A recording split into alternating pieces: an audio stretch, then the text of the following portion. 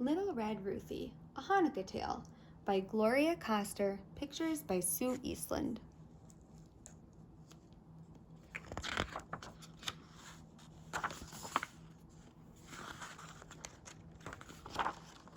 It was a chilly winter in the northern woods, but Ruthie did not mind. Every year, she and her grandmother made latkes together for Hanukkah.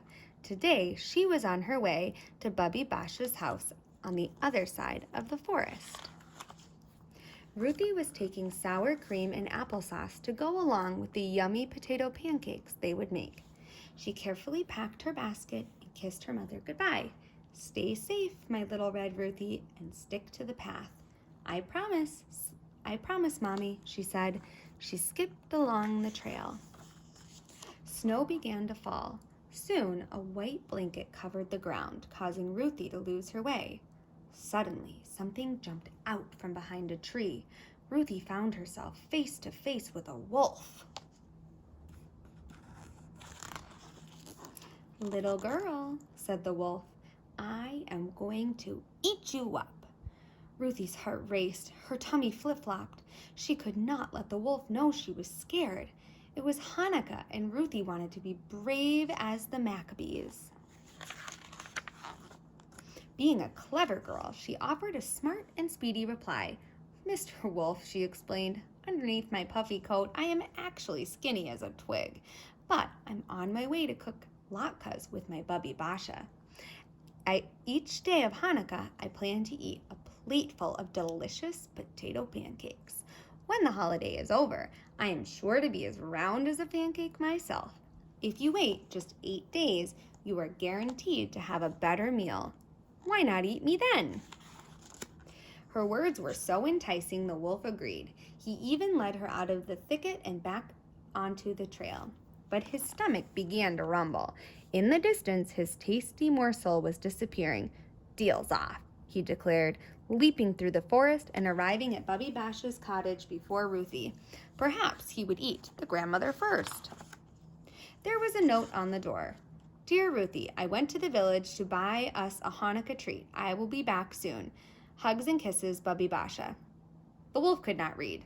Finding no one at home was a big disappointment. While waiting for Ruthie to arrive, he entertained himself by trying on some of Bubby Basha's clothes, admiring himself in the mirror. Ruthie, on the other hand, was an excellent reader. Learning that her grandmother was running an errand, she was surprised to see a light inside the cottage. She peered through the window and recognized the wolf. "I must be brave as the Maccabees," she reminded herself, pushing aside a wave of fear. Ruthie greeted the wolf like an old friend. "Mr. Wolf, how hungry you must be to come all this way. Before you gobble me up, allow me to fry you up a platter of luscious latkes. Once I am gone, you won't have the chance to enjoy their heavenly taste." That sounded delightful, but the wolf was used to eating his food raw. "Hurry up," he demanded, "and skip the frying parts." "We can't," Ruthie insisted. "A latke is not a latke unless it's fried. Oil is very important in the Hanukkah story." Nobody had ever shared a story with the wolf, so Ruthie told him the tale of the Maccabees' victory. When the Maccabees took back their temple, she explained, they discovered a tiny bit of oil. Nobody believed it could provide light for more than one day, but it lasted for 8 days. That is the Hanukkah miracle, and that is why you must wait while I prepare a treat that is crispy on the outside and silky smooth on the inside.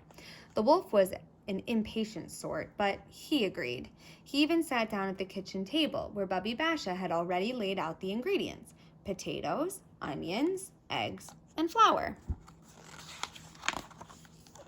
Ruthie was thankful for all the time she and her grandmother had made latkes together, but could she make them on her own? As she worked, Ruthie found she remembered the entire recipe by heart. Soon the irresistible aroma of the sizzling latkes filled the room. "Aren't they ready yet?" whined the hungry wolf. By the time Ruthie served him a stack of potato pancakes, drool was dripping down his chin. He ate a plateful, and then another, and another. Bubby Basha returned, horrified to see Ruthie in danger. Fortunately, the wolf was now full up to his eyeballs and very groggy. "Bubby," said Ruthie, "our guest has been munching on some latkes, but it is surely time for his main course." No, thank you," stammered the wolf. He wanted nothing more than some fresh forest air and headed for the door.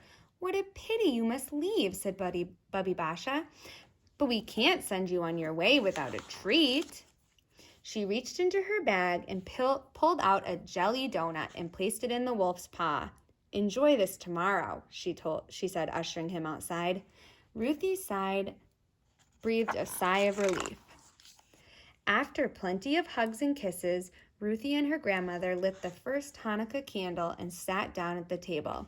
Thanks to little red Ruthie, dinner was ready, and it was delicious.